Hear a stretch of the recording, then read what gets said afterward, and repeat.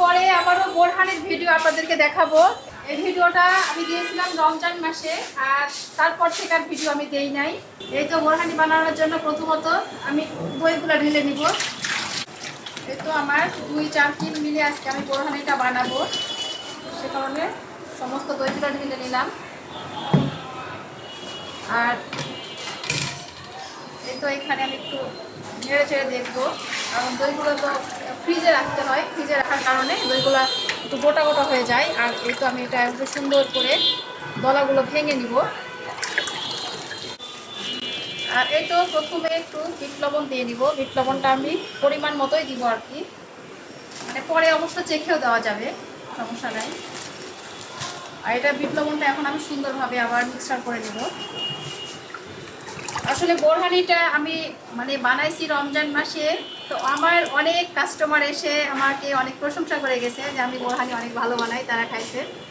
আর তারপরে আমি বানাইছি, কিন্তু সেগুলো দেখানো হয়নি, আপনাদেরকে তো বললামই।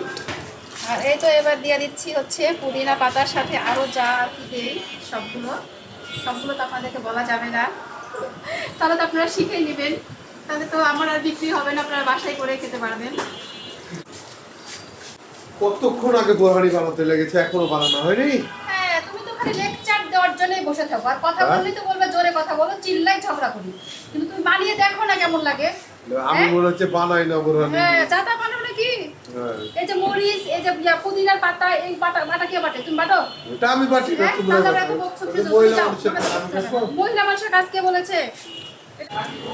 এই তো সুন্দরভাবে সবগুলোই আমি পাতা এবং মরিচ চিপে নিলাম, চিপে রসটা নিয়ে নিলাম।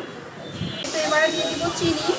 চিনিটাও পরিমাণ মতোই দিতে হবে, তাছাড়া বেশি মিষ্টি হয়ে গেলেও ভালো লাগবে না। বোরহানি মিষ্টিও না, অত ঝালও না, এবং অত টকও না আর কি। আর আজকের বোরহানিটা বানানোর একটা উদ্দেশ্য আছে, সেটা হচ্ছে আমি হয়তো রমজান মাসে অনেক বোরহানি বানাইছি, আর সে কারণে একজন এসে আমাকে অলরেডি 20 লিটারের মানে বোরহানি নিবে বলে অর্ডার দিয়ে গেছে, সেই কারণে আজকে আর কি একটু বানাতে হচ্ছে আমাকে। এই তো আমার বোরহানি অলরেডি কমপ্লিট।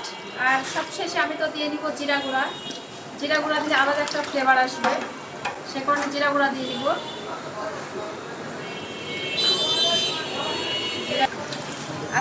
এই তো আমার তো পুরাটাই কমপ্লিট হয়ে গেছে। এখন আমার যে অর্ডারের 20 লিটার বোরহানি নিবে, সেটার জন্য এই তো 2টা জারকিন আমি এখন লোড করে নিব।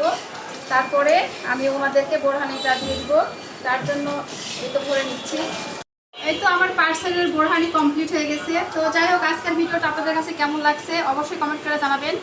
আর আপনারা ভালো থাকবেন, সুস্থ থাকবেন, আর আমার ভিডিওটা অবশ্যই শেয়ার করে দিবেন। সবাইকে আল্লাহ হাফেজ।